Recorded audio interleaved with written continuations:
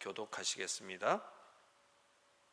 주 안에서 항상 기뻐하라. 내가 다시 말하노니 기뻐하라.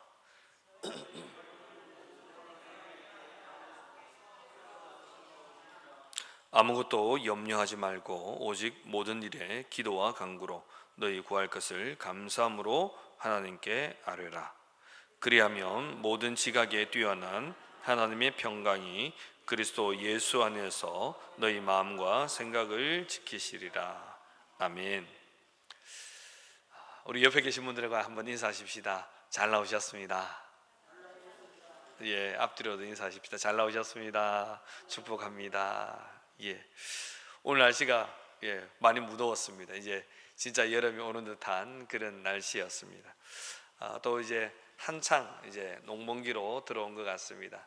이 바쁜 시간에도 시간을 또 쪼개어서 주 앞으로 달려오신 여러분들을 축복합니다. 오늘 우리가 함께 읽은 이 본문의 말씀, 이 앞선 4장 1절부터 3절까지 해서 사도 바울은 자기 자신에게 매우 애틋한 존재였던 이 빌립보 교회를 향하여서 주 안에 서라라고 권면합니다. 특별히 유오디아와 순두계라는 두 여인의 이름을 들면서 주 안에서 함께 해야 된다. 우리의 삶과 모양, 그 형편이 다르다 할지라도 같은 마음을 품고 주를 섬겨야 한다. 이렇게 권면했습니다. 왜냐하면 우리가 주 안에 있기 때문에 그러한 것이죠. 그러니 우리도 그렇습니다. 우리 옆에 있는 지체들이, 집사님들이, 권사님들이 우리를 동일하게 한 지체로 부르신 그런 불러주신 존재인 줄 알고 우리가 그분을 통하여서 하나님의 영광이 드러나고 또 우리가 연합하여서 하나님의 이름을 드러낼 수 있도록 우리 모두 다 함께 주 안에 서 가야 한다는 것입니다. 그리고 오늘 함께 읽은 이 본문에서 이제 사도 바울은 그렇게 주 안에 서 있게 된 우리들은 어떠한 삶의 모습을 나타내야 하는가, 그리스도의 삶의 내용은 무엇인가에 대해서 말씀하고 있습니다. 오늘 그 첫 번째 시간으로 4절과 5절의 말씀을 중심으로 그리스도의 삶의 내용이란 제목으로 말씀의 은혜를 나누길 원합니다. 여러분, 우리는 이제 하나님의 은혜로 말미암아 2024년도를 시작했습니다. 벌써 5월 중반이 넘었습니다. 과거에 비하면 우리 지금 경제 전망이 그렇게 밝진 않아요. 물론 코로나 때보다는 훨씬 좋습니다.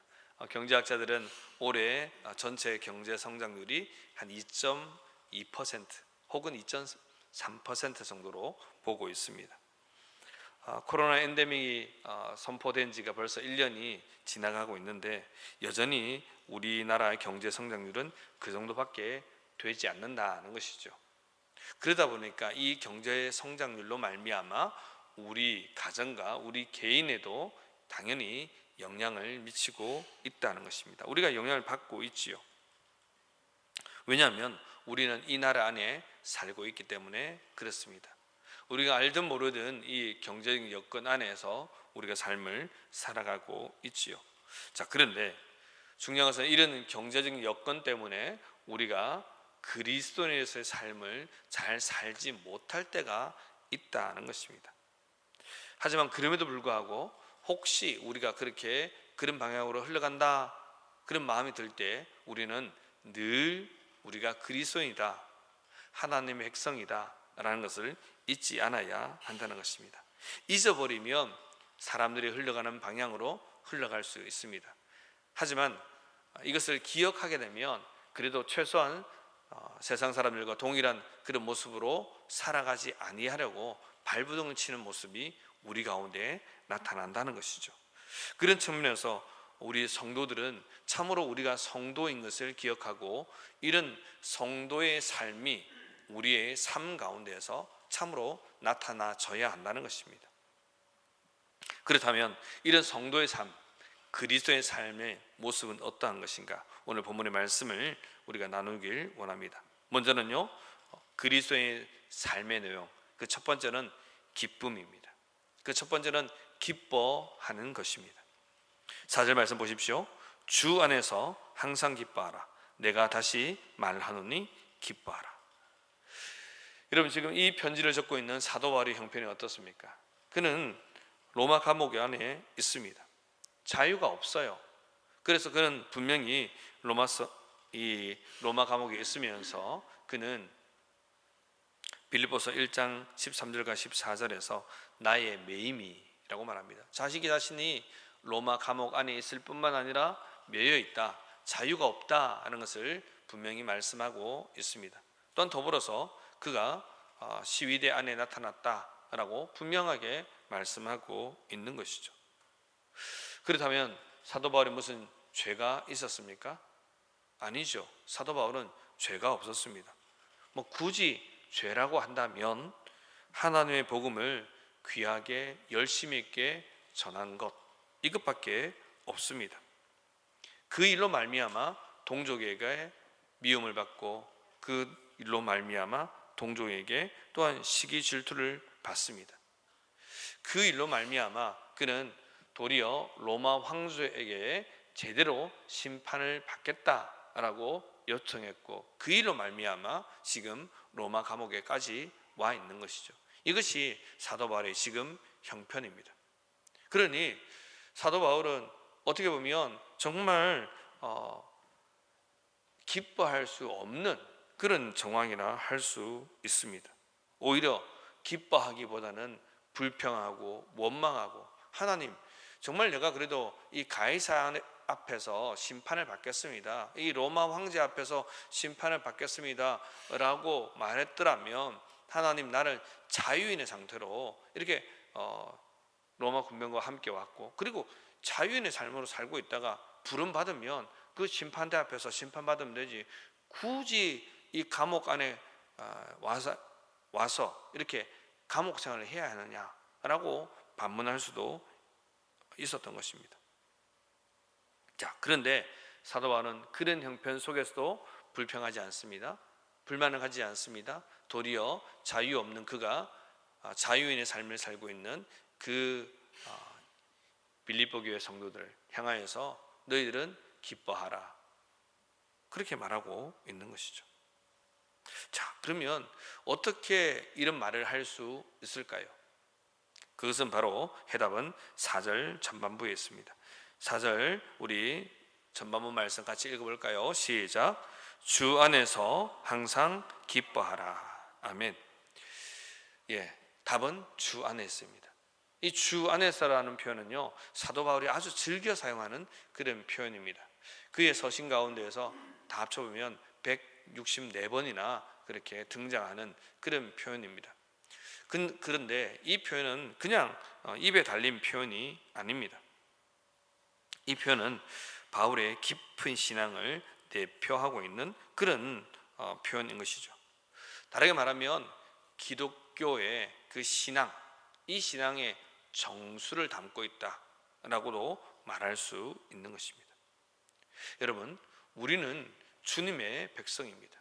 우리는 대한민국 사람이지만 주님의 백성입니다. 우리가 이것을 항상 먼저 생각해야 합니다. 이것을 먼저 생각지 않으면 우리는 세상 가운데서, 그렇지 않습니까? 다른 사람들하고 똑같이 행동하게 됩니다. 우리가 예수 믿는 사람인 것을 분명히 인정하면 우리는 조금 손해 볼 수 있습니다. 그런데 이 의식이 잠깐 사라지면 어떻습니까? 똑같이 도로에 나가면 똑같이 보복 운전을 하게 되는 거죠. 그러다가 큰 싸움까지 일어나는 것을 우리가 보고 경험하게 된다는 것입니다. 우리는 주님의 백성입니다. 그러므로 항상 우리는 주 안에 머물러야 합니다. 달리 말씀드리면 우리가 먹고 자고 일상생활을 하고 학교에 가고 그리고 직장생활을 하고 이웃과의 그 관계 속에서 모든 일 가운데 주 안에 있는 삶, 곧 하나님과 함께하는 삶을 살아야 한다는 것입니다. 그런데 사도 바울의 삶을 추적해 보면 정말 그의 삶은 그러했습니다.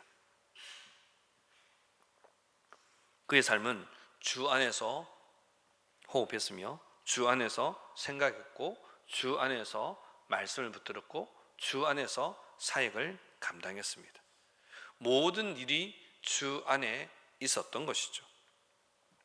주님 밖에 있는다? 이것은 그에게 있어서는 상상할 수 없는 일이었습니다. 그렇게 주 안에서 살아갔던 것입니다. 그런데 주 안에 산다는 표현은요, 주 안에 있는다는 표현은 사도 바울만의 표현은 아닙니다. 요한복음 15장 4절에 보면 내 안에 거하라 나도 너희 안에 거하리라. 이 말씀이 누구 말씀입니까? 예수님 말씀입니다. 예수님이 그렇게 말씀하십니다. 더 나아가서 너희가 내 안에 거하고 내 말이 너희 안에 거하면 무엇이든지 원하는 대로 구하라. 그리하면 이루리라. 그렇게 요한복음 15장 7절에서 말씀하고 있습니다.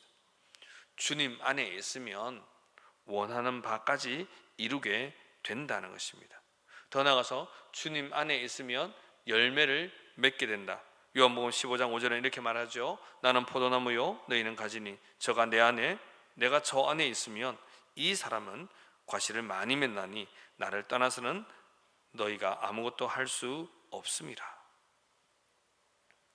예수님께서 우리에게 말씀해 주신 말씀이죠. 그러니까 주 안에 있는 것이 곧 우리가 그리스도의 삶의 내용, 곧 기쁨을 잘 드러낼 수 있는 방편이 된다는 것입니다. 주 안에 있는다는 것, 이것이 바로 우리에게 기쁨의 근원이 된다는 것입니다. 주님 밖에서는 기쁨도 또 열매를 맺을 수 없다는 사실을 우리는 기억해야 한다는 것이죠. 자, 그런데 우리의 삶이 항상 기쁜가요? 우리의 삶이 매일 기쁜가요? 그건 아닙니다. 우리의 삶은 기쁘고 행복한 일도 있지만 때론 슬프고 괴로운 일도 있습니다. 힘든 일도 있고요, 어려운 일도 있고 곤란한 일도 있습니다.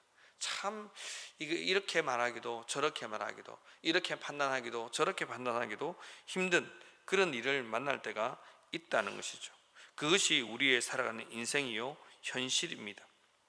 사도 바울은 이런 우리의 정황을 잘 알고 있었습니다. 그래서 기뻐하라 라고 말합니다. 그런데 뭐가 붙습니까? 항상 기뻐하라. 무엇입니까? 기뻐할 수 없는 정황도 있다, 어려운 정황도 있다, 그러니 너희들 항상 기뻐해야 된다라고 말하고 있는 것입니다. 자, 그런데요, 이 기뻐하라라고 말할 때 이 기쁨이라는 단어는요, 사전적으로 보면 욕구가 충족되었을 때에 드는 즐거운 마음이나 느낌이라고 말합니다. 사도 바울이 지금 기뻐하라라고 말하는 그 명령은 지금 우리가 원하는 것, 그것이 충족되어서 오게 되는 그 기쁨, 이것을 말하는 것이 아니란 겁니다. 다시 말씀드리면 내가 먹고 싶은 거 먹고 자고 싶을 때 자고 또 갖고 싶은 거 가져서 그래서 얻게 되는 그 기쁨, 그러니까 너희들 기뻐해라. 너희들이 지금 삶을 살아가다 보면 그런 일을 만날 건데 그런 일을 딱 만나게 되면 기뻐해라, 이런 의미가 아니라는 거죠. 그 정도에서 오는 기쁨을 이야기하지 않습니다.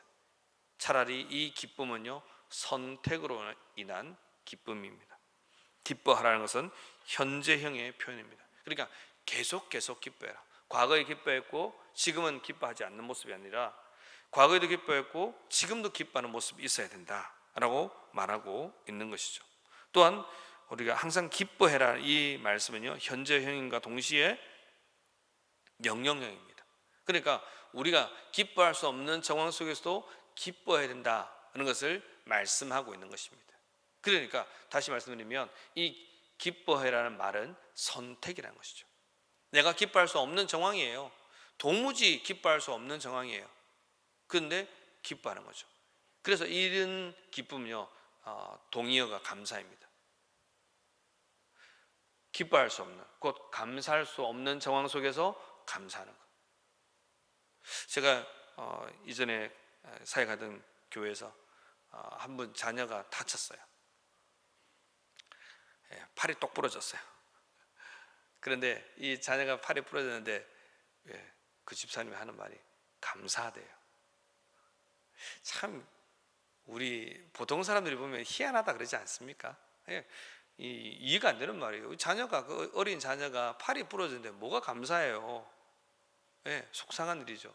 그런데 분명히 그 집사님은 속상해하면서 감사하더라고요. 정말 얼굴에 밝은 미소가 있는 것을 본 적이 있습니다. 여러분, 기쁨은요, 선택하는 거예요. 어떤 욕구가 충족되어서 오는 것이 아닙니다.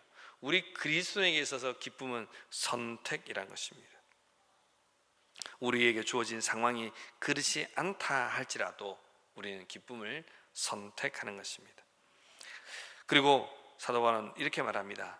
4절 후반부에서 내가 다시 말하노니 기뻐하라. 다시 한번 고민하고 있는 것이죠. 너희들, 내가 이렇게 말했지만 혹시 기뻐하지 못할 그런 정황 속에서 기쁨을 선택하는 것이 어렵지, 나도 알고 있다. 그런데 다시 한번 고민하노니 너희들 기뻐해라, 기쁨을 선택해라 라고 말씀하고 있는 것입니다. 여러분, 사실 우리가 그런 정황만 따지면 기뻐하기가 참 힘듭니다. 그렇지 않습니까? 그런데 어떻게 하면 우리가 정말 기뻐할 수 있을까요? 그렇게 세상 사람들이 볼 때, 또 우리가 인간적인 눈으로 볼 때 분명히 기뻐할 수 없는 정황 속에서 우리가 어떻게 하면 기뻐할 수 있을까요? 항상 기뻐할 수 있을까요? 다시 우리가 기뻐할 수 있을까요? 그것은요, 우리가 누구인지 정확하게 인식하게 될 때 가능해진다는 것입니다. 다시요, 우리가 누구인지 정확하게 인식할 때라는 것입니다. 여러분, 우리가 누구입니까? 거듭거듭 말씀드리죠. 우리는 하나님의 백성입니다. 하나님의 자녀입니다. 우리 주님께서 피값 주고 사신 존재가 바로 우리입니다. 그 사람이 나입니다. 하나님의 관심과 하나님의 눈길이 항상 집중되어 있는 사람이 바로 나입니다. 우리라는 것이죠. 그래서 하나님은 우리를 지키시고 돌보십니다. 그래서 하나님은 우리를 주장하시고 이끌어 주십니다. 우리가 이 인식이 항상 있어야 하는 것입니다. 이 인식을 가지고 있다면 우리는 언제든지 어떤 상황 속에서도, 사람들이 볼 때는 기뻐할 수 없는 상황 속에서 기뻐할 수 있다는 것입니다. 우리 이걸 기억하셔야 돼요. 또 다르게 말하면요, 우리는 이 땅에서 살아가는 나그네임을 인식해야 합니다. 나그네는 한 곳에 머물지 않아요. 한 곳에서 어느 정도 머물다가 시간이 되면 떠나갑니다. 그 사람이 나그네입니다. 우리는 이 땅에서의 삶을 나그네로 살아갑니다. 제가 아는 한 분 목사님이 부친이 얼마 전에 돌아가셨어요. 그런데 그 부친의 소천 소식을 적으면서 아버지가 소풍을 마치셨다, 이렇게 기록하는 것을 보았습니다. 우리는 이 땅에서 잠시 잠깐 있다가 가는 인생들입니다. 그렇다면 너무 그렇게 일희일비할 필요가 없다는 것이죠. 분명히 일비한 일이 여러 번 생길 것입니다. 하지만 우리가 하나님의 백성이요, 저 천국이 우리에게 내정된 것이 우리가 분명히 소망으로 가지고 있다면 우리는 기뻐할 수 있다는 것입니다. 기쁨을 놓치지 않을 수 있다는 것이죠.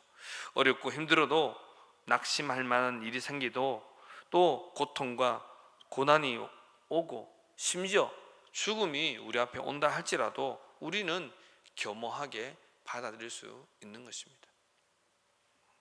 가끔 우리 이제 함께 믿음 생활 하시다가 천국 가시는 분들을 볼 때가 있습니다. 보면요, 참 편하게 얼굴이 참 미소를 지으면서 천국에 가시는 분도 있고요, 때로는 참 믿지 않는 분들의 그런 임종을 보게 되면 아프고 힘들게 그렇게 고통스럽게 가시는 분들도 있습니다. 왜 이 죽음이 두렵고 어렵고 아프고 힘든 것이지만 미소를 지을 수 있습니까? 바로 주님께서 우리를 이제 친히 받아주시는 그 천국이 있기 때문입니다.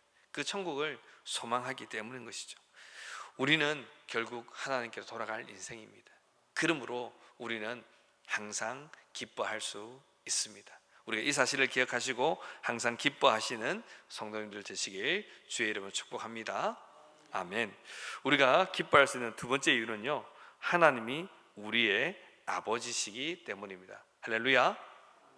그렇습니다. 정말 이것이 할렐루야입니다. 몇 년 전에 수저론이 등장했습니다. 혹시 들어본 적 있으십니까? 요즘도 가끔 이런 말을 하는 분들이 있어요. 수저론은 한마디로 하면 이것입니다. 부모님 혹은 자기 집안의 재산 그 정도에 따라서 자기 자신이 어디에 속해 있는가 나누는 그런 신계급론이라 할 수 있습니다. 쉽게 말씀드릴게요. 자기 아버지가 엄청 부자예요. 회사도 여러 개 가지고 있어요. 그리고 뭐 사고 쳐도 금방금방 경찰서에서 나와요. 그냥 뭐 지갑에 돈이 마른 적이 없어요. 이런 사람들 금수저. 그보다 좀 못하지만 그래도 빌딩 몇 개 갖고 있고 월급 따박따박 받고 그런 부모님 밑에서 자라난 나는 은수저. 그리고 그냥 평범하게 사는 사람들, 이런 사람들 동수저. 아무것도 없이 정말 아버지 어렵고 어머니 어렵고 죄송합니다. 어떤 분들은 아버지 어머니 좀 일찍 돌아가시고 혼자서 막 허덕허덕하면서 살아가는 사람들 흙수저. 그보다 또 더한 게 있대요. 어떤 분들이 말씀하시더라고요. 나는 수저가 없어. 그런데 이게 요즘 젊은이들 생각이에요. 왜냐면요, 난 별로 좋은 대학 나오지 않아도 별로 좋은 직장에 취직하지 않아도 부모님 재산만 많으면 아무런 문제가 없다고 생각해요. 요즘 진짜 10대, 20대가요 이런 생각 정말 많이 가지고 있어요. 그래서 부모님 재산이 마치 내 재산인 양 그렇게 생각하는 친구들이 가끔 있어요. 이런 사람들은 자기 자신을 금수저로 이해하고 살아갑니다. 반대의 경우는요, 흙수저로 인식하며 살아갑니다. 이것이 이 수저론에 익한 사람들의 모습이고 사고입니다. 여러분, 그렇다면 우리는 어디에 속해 있을까요? 질문입니다. 여러분들은 수저로 나눈다면 어디에 속하실 것 같습니까? 나는 몸도 이제 아프고 나이도 많이 들었고 그래서 나는 이제 한 동수저에서 흙수저로 떨어진 것 같으십니까? 아닙니다, 여러분. 여러분 착각하시면 안 돼요. 우리는요 금수저 그 이상입니다. 왜입니까? 우리는 하나님을 아버지로 모시고 있는 사람들입니다. 온 세상 우주 만물을 만드시고 온 세상을 주관하시며 주장하시는 하나님, 모든 것에 완전하시고 모든 것이 필요치 않는, 그러나 우리에게 당신이 어떠한 존재인 것을 알도록 하시기 위하여서 우리에게 헌금하라고, 우리에게 봉사하라고, 시간을 드리라고, 우리의 정성을 드리라고 말씀하시는 그 놀라우신 하나님, 모든 것에 완벽하신 하나님, 그 하나님을 우리가 아버지라고 모시고 있는 사람이 바로 우리입니다. 우리 나입니다. 나란 말입니다. 앞서 말씀드렸죠. 수저론의 핵심은 부모님의 재산이 얼만큼 가지고 있는가, 어느 정도인가, 이것을 가지고 마치 그것이 나의 재산이냐 생각한다고 말씀드렸죠. 우리는 하나님을 아버지로 모시고 있는 사람들입니다. 그러므로 우리는 세상에서 말하는 수저론과는 비교도 할 수 없는 정말 어너더 레벨에 있는 사람이에요. 정말 전혀 비교 불가의 사람들, 그런 위치에 있는 사람들이 바로 우리들이라는 것입니다. 하나님이 나의 하나님인 것, 이것이 분명한 인식만 있다면 우리는 항상 기뻐할 수 있다는 것입니다. 하나님에 대한 바른 인식, 그리고 우리가 하나님에 대한 자녀라는 이 인식, 이런 바른 정체성을 가지고 있다면 우리는 어떠한 정황 속에서도 항상 기뻐할 줄로 믿습니다. 또한 우리가 기뻐할 수 있는 이유는요, 하나님께서 나를 사용해 주시기 때문입니다. 하나님은 모든 일을 다 하실 수 있습니다. 말씀으로 천지를 창조하셨지요. 또한 우리가 다 알지 못하는 이 우주의 비밀, 이 우주를 운행하시고 관장하시는 분이 바로 우리 하나님이십니다. 그런데 하나님께서는 우리로 하여금 하나님 나라의 일꾼으로 삼으셨습니다.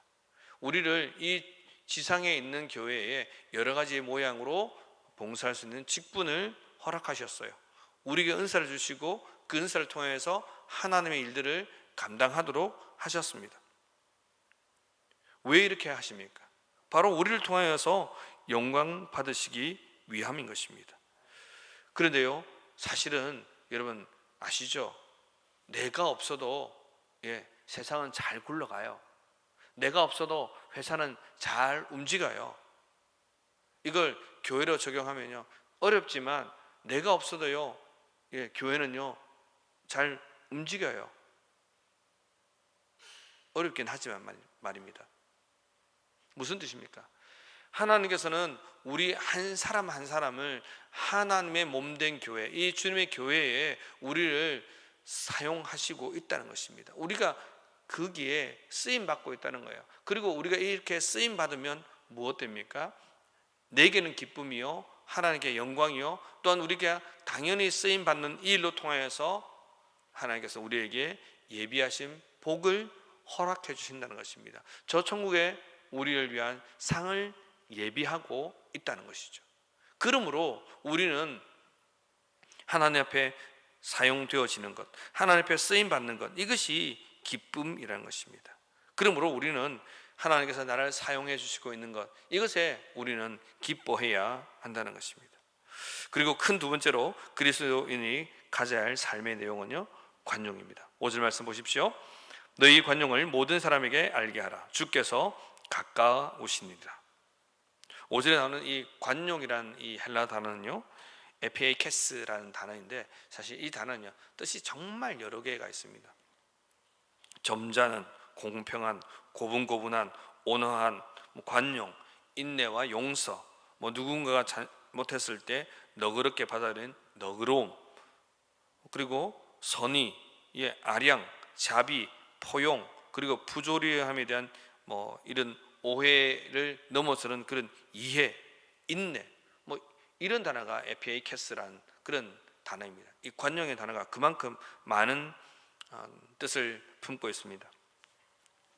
그런데 사도 바울은 지금 그리스도의 삶의 내용은 바로 항상 기뻐하는 것이다 라고 말하다가 왜 갑자기 관용을 이야기하고 있을까요? 그것은 우리의 기쁨을 빼앗아가는 주요한 원인이 바로 관계에 있기 때문에 그렇습니다. 보십시오. 기쁨은 개인적인 그런 태도이죠. 어떤 일로, 그죠? 나와 관계된 어떠한 일로, 우리 가족에, 또는 나의 직장에, 나의 사업에 어떠한 일로 내가 기뻐하는 거죠. 그런데 관용은요, 항상 관계에서 나타나는 겁니다. 그런데 이 관용의 대상 때문에 우리는 이 명령에 순종하기가 쉽지 않습니다. 무슨 말입니까?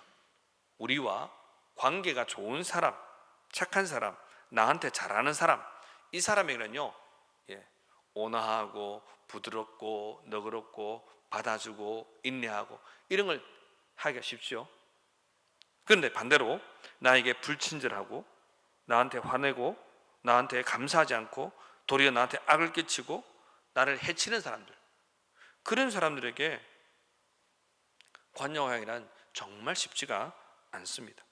그런데 성경은 뭐라고 말합니까? 너희 관용을, 내가 가지고 있는 이 관용을 모든 사람에게 알게 하라, 모든 사람에게 관용하라 라고 말씀하고 있습니다. 왜 이렇게 관용하라고 말씀하고 있을까요? 그것은 기쁨이 기쁨 되도록 하기 위함입니다.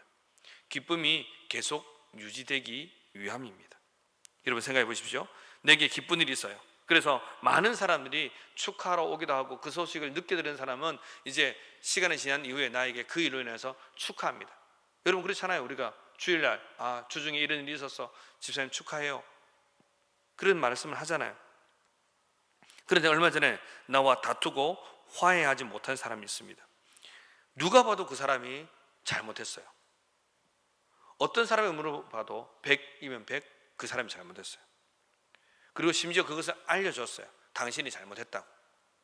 그런데 그분이 내게 사과를 안 합니다. 용서를 구하지 않습니다. 그런데 그분이 축하 자리에 왔습니다. 여러분 내 마음이 어떻습니까? 기쁘십니까? 별로 기쁘지 않아요. 저 사람 왜 왔어?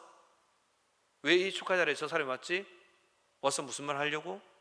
예, 이런 생각이 드는 것이 바로 우리 사람들입니다. 그런데 우리가 그 관용을 드러내면요, 어떻습니까? 우리 기쁨이 날아가지 않는 것입니다. 그 기쁨이 계속 유지가 되는 거죠. 그러니까 관용은 누구를 위해 사는 겁니까? 상대방을 위해 사는 게 아니에요. 관용은 나를 위해 사는 겁니다. 기쁨이 기쁨될 수 있도록, 기쁨이 계속해서 유지될 수 있도록 해야 되는 것입니다. 그런데 이 관용은 모든 사람에게 행해야 한다는 것입니다. 그러니까 앞서 말씀드린 것처럼 나와 관계가 좋은 사람만이 아니라 내게 좀 불편하고 어려운 사람이라 할지라도 나의 기쁨, 곧 하나님께서 주신 이 기쁨이 사그라들거나 날아가지 않도록 하기 위하여서 우리는 그들에게도 관용을 베풀어야 한다는 것입니다. 그 사람들이 알도록 해야 한다는 것이죠. 내 마음만 가지고 있으면 안 됩니다. 그 사람이 알 수 있도록 해줘야 한다고 말씀하고 있습니다. 자, 그런데 사도 바울은 이제 마지막으로 어떻게 말하냐면 이 관용을 어디로 연결시키냐면 너희 관용을 모든 사람에게 알게 하라. 그죠? 이 관용을 알게 하라. 주께서 가까우신다. 주님이 가깝다라고 말씀하고 있습니다. 이것은요, 우리가 판단자가 아니다. 판단은 하나님이 하신다. 더불어서 주께서 가깝다는 것은요, 주님께서 갚아주시겠다라는 뜻입니다. 우리는 하나님께서 주신 이 기쁨과 관용의 태도를 가지고 이웃들에게 또 성도들에게 관용을 보이면 됩니다. 물론 쉽지는 않겠지만 하면 됩니다. 그런데 우리가 때로는 불편하지만 하고 있는 그 모습도 하나님 알고 계십니다.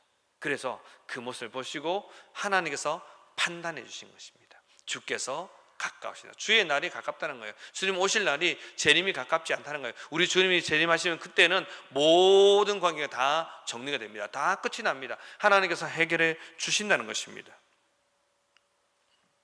이제 말씀을 맺겠습니다. 여러분, 하나님께서는 지금 사도 바울의 입을 통하여서 우리에게, 그리스도인들에게 어떠한 삶의 내용이 있어야 하는지를 알려주고 있습니다. 우리 그리스도인들이 무엇보다 가져야 할 것은 항상 기뻐하는 것입니다. 기뻐하지 못할 정황이 있지만 그럼에도 불구하고 기쁨을 선택하는 것, 이것이 그리스도인의 삶의 모습이라는 것이죠. 또한 더불어서 이 기뻐함이 계속 될 수 있도록, 이 기쁨을 유지할 수 있도록 우리는 관용해야 한다는 것입니다. 우리 옆에 있는 지체들, 성도들에게만 그러할 것이 아니라 우리 주변에 있는 믿지 않는 자들에게도 관용해야 하는 것입니다. 여러분, 이 관용이 결국은 무엇으로 이어집니까? 복음 전파로 이어지는 것입니다. 관용은 복음의 걸림돌이 되는 것이 아니라 복음의 순적한 길로 가는 것입니다.